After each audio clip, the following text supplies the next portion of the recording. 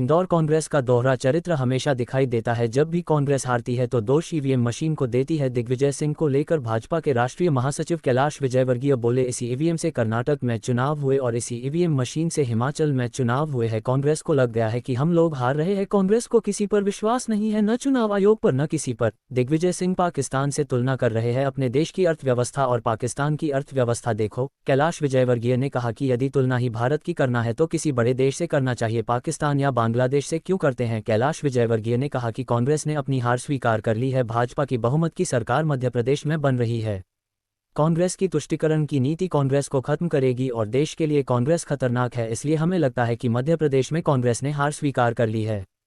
कमलनाथ जी को लेकर साधा निशाना कि अब आपको हनुमान जी याद आ रहे हैं। राम राम जपते रहो। कमलनाथ और दिग्विजय सिंह को धन्यवाद देता हूं कि उन्होंने हार स्वीकार की है। राहुल गांधी को लेकर कैलाश विजयवर्गीय ने कहा कि नेता और अभिनेता में फर्क है, आप नेता बनिए न कि अभिनेता। कैलाश जी ने कहा कि कांग्रेस के पूर्व राष्ट्रीय अध्यक्ष राहुल गांधी को आरती भी ठीक ढंग से उतरता नहीं आती है। प्रियंका गांधी को लेकर बोले, हमारे मोदी जी राम राम बोलते हैं, जय श्री महाकाल बोलते हैं। प्रियंका गांधी के अपने संस्कार है, कभी आंख मारती है, कभी फ्लाइंग किस करती है।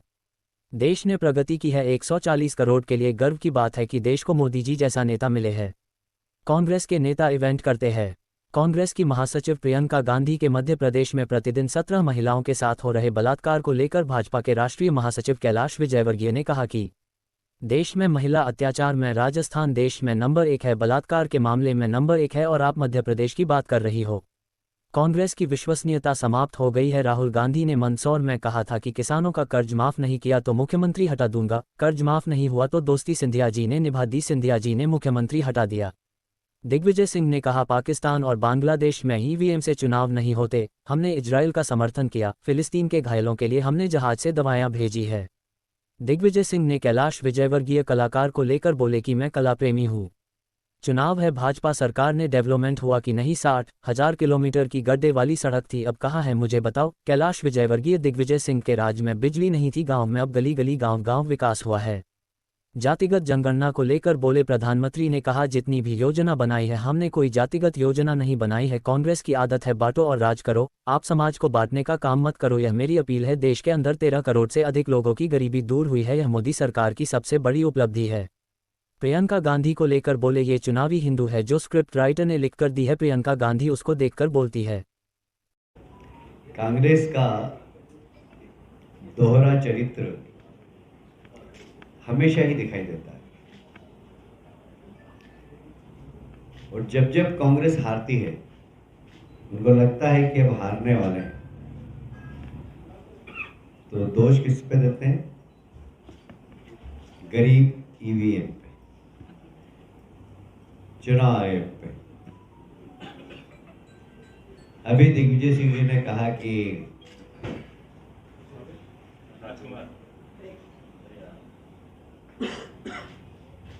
ईवीएम पे चुनाव हो रहे हैं, कुछ न कुछ गड़बड़ी हो सकती है, चुनाव आयोग भारतीय जनता पार्टी के अनुसार काम कर रहा है।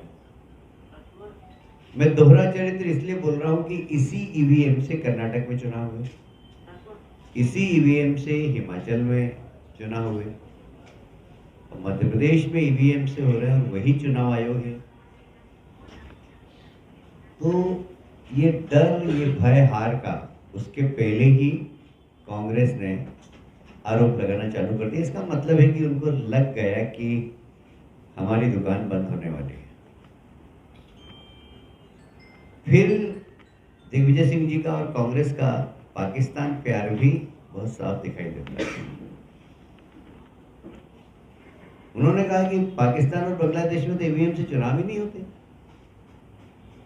अब पाकिस्तान से आप तुलना करोगे, और ऐसा नहीं कि इस प्रकार के बयान दिग्विजय सिंह जी ने पहली बार दिए। एक बार एक प्रेस कॉन्फ्रेंस में उन्होंने कहा था कि अरे भाई, विकास विकास विकास चिल्लाते हो आप लोग, लालू ने कौन सा विकास किया बिहार में? सोशल इंजीनियरिंग से चुनाव जीत। कांग्रेस का न विकास पे विश्वास है, न पारदर्शी चुनाव पे विश्वास है, न चुनाव आयोग पे विश्वास, न ईवीएम पे विश्वास। जब हारने लगती हैं तो वो सामने बेचारे चुनाव आयोग और ईवीएम पे आरोप लगाने लगते हैं। आप खुद रिसर्च करिए खाली, मैं किसी के ऊपर कोई आरोप नहीं लगा रहा हूं। क्या कारण है कि मोदी जी के आने के बाद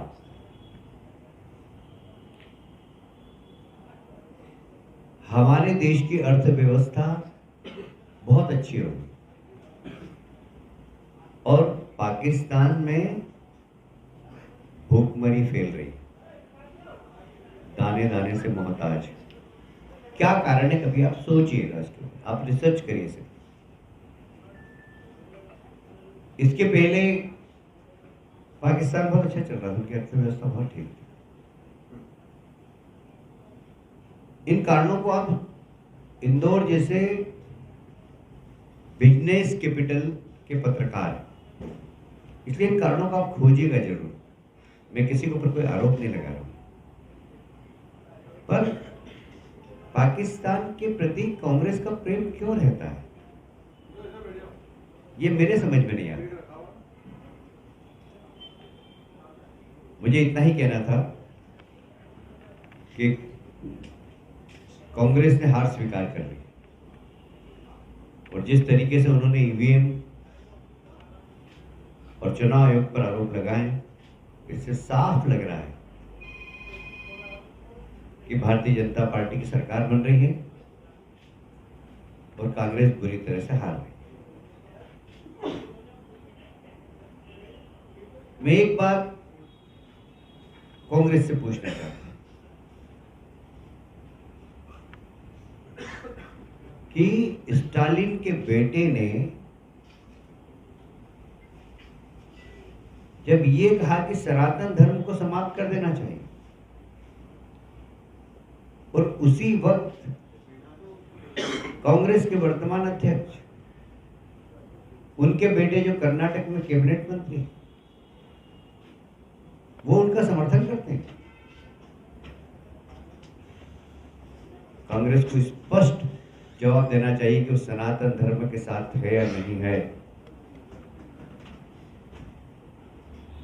ये तुष्टीकरण की नीति कांग्रेस की, ये कांग्रेस को तो खत्म करेगी पर देश के लिए बहुत अच्छी नहीं है, देश के लिए बहुत खतरनाक है। जब इस प्रकार के निर्णय कांग्रेस लेती है तो ऐसा लगता है कि कांग्रेस भी देश के लिए खतरनाक है और इसलिए मुझे लगता है कि हम लोग सरकार तो बना ही रहे हैं और 2/3 बहुमत से बनाएंगे, पर कांग्रेस ने अपनी हार स्वीकार कर ली। आज कमलनाथ जी ने 2 बार ये बयान दिया कि राम मंदिर तो सबका है, भाजपा का कैसे हो गया। हमने कब कहा कि भाजपा का, राम मंदिर तो सबका ही।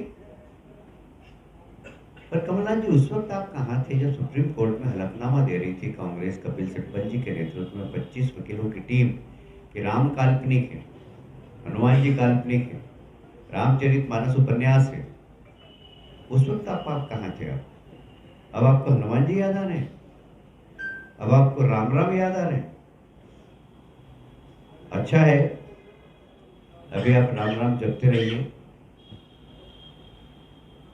आपकी राम राम जपने का ही समय है।